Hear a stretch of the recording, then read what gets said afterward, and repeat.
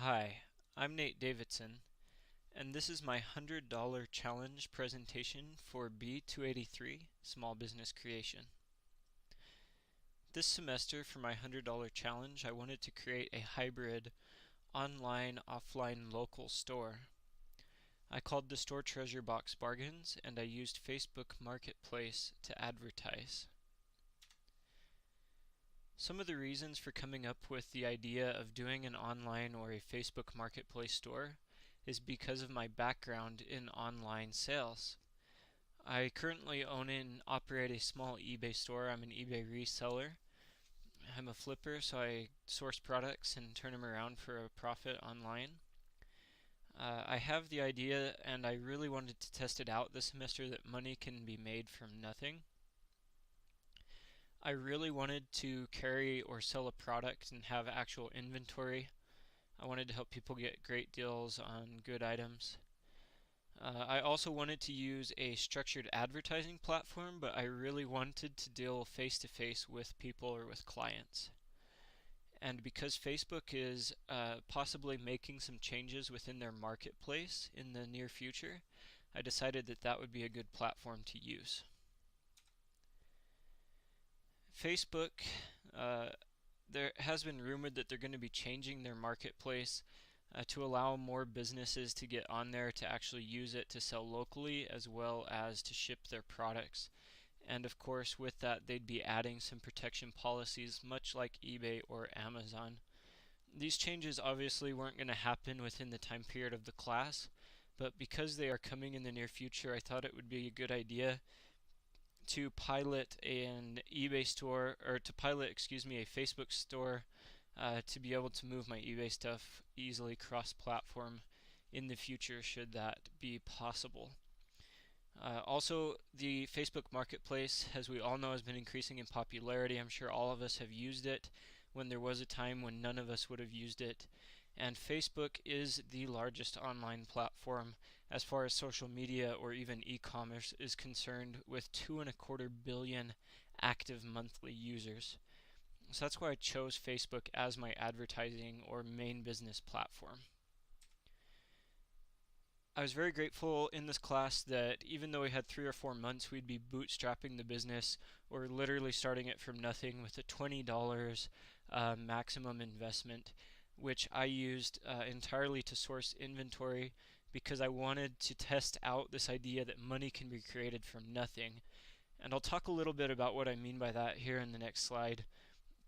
But literally, I believe that money can be created from a very little amount, or online selling or flipping is actually investing money into something that will provide me a very high rate of return in a very short amount of time. And because we're bootstrapping the business, I also wanted to allow myself for personal donations of either inventory or time to the business. To source my products, I actually took the $20 that we were given and I went out and I bought from experience items that I knew would sell very quickly from the DI, from yard sales, and even Facebook Marketplace itself. And I really tried to look for items with a high margin so that I could make my $100 as fast as possible. So I want to talk a little bit about my idea that money can be made from nothing. These three pictures are three actual items that I bought for the $100 challenge, and I'm going to talk a little bit about what they cost me and what I've been able to make off them. For example, this FXR racing suit on the left is actually a very desirable item. It was in very good condition. I paid $6 for it at a yard sale, and I was able to turn it around for $40 at $35 profit. This supports my money can be made from nothing or very little investment analysis or prediction for my online store, and that's what makes it so effective. We can see this demonstrated as well in the shoes that I got for $8 from the DI.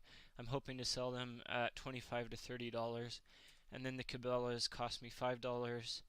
I was able to sell the bag for $12 because I wanted to flip it quickly, but I also look for at least a 50% return on my items. This allows me to put out $15 or $16 and get back $50 or $60 in return, which I can then use to reinvest into the business to grow my inventory or of course in this case that I can actually use to donate to Kiva and create kind of a viable working business model. My storefront, I'll talk about a little bit about selling first. So obviously I'd source my items and I'd list them on Facebook Marketplace. Anyone that was interested in those items would contact me via Facebook Messenger. We would then negotiate, talk a little bit about the item, and eventually I would meet with the client face to face to do final negotiation and to actually trade the item for cash. So that was kind of cool. That was probably my favorite part of the business, is that I can advertise on an effective platform online at no cost to me, and then I can actually meet face to face with my clients still. My storefront on eBay actually created a business page for my Treasure Box Bargains brand that I use on eBay. Recently coming to the close of the $100 challenge, I'm actually starting to put my eBay inventory on, as well as change it over to be kind of a cross-platform site. I've shared my store as well on there. But something that I ran into is that Facebook won't actually allow you to use the business page to list directly onto the marketplace. So I kind of had to pivot in my $100 challenge and actually do most of my listing from my personal account. But I want to get to the point where I can actually do most of my sales off of my own storefront page, and that I can build up a good client base there. For the business, I did spend $20 total on sourcing products and inventory. I haven't sold as much or as quickly as I had hoped to. I've sold $53 in sales to make a total profit of $40. Like I said, I'm looking for very high or very good return and margins on that, which I've been able to achieve from the few items that I have sold. And overall in the business, as long as I keep or continue to reinvest in the business, uh, I can see potential high returns or potential high return of investment always on those items. And that comes with experience and time, but I've been able to turn it around for $40 profit right now. Not the $100 I was hoping for, but I'm still going and working towards that. This is an example of my actual eBay store from a select amount of sales that I've sold in November. You can tell that things do sell very quickly, maybe not for a whole lot after fees, which is why I'm trying to move to the Facebook Marketplace, but you can literally make money from a very small amount of initial capital or investment. So like I mentioned, I did pivot from actually using my store page like I had hoped to using my personal page to create a small business and build awareness for my brand. Hopefully over time I won't have to do that as often or as consistently, but I do want to continue to develop my online Facebook Marketplace store as an extension of my eBay store, and I can actually move it from a hobby into a business, and I'll be able to change with Facebook Marketplace to allow my customer base that I'm developing now to buy their items from anywhere, to buy them at good prices, to have the protection that it will eventually offer. And I eventually want to develop kind of my own brand of product or my own signature product that I can sell online on Facebook to a select group of individuals. And that's kind of where I'm going with this whole idea. I wanted to pilot it through this class.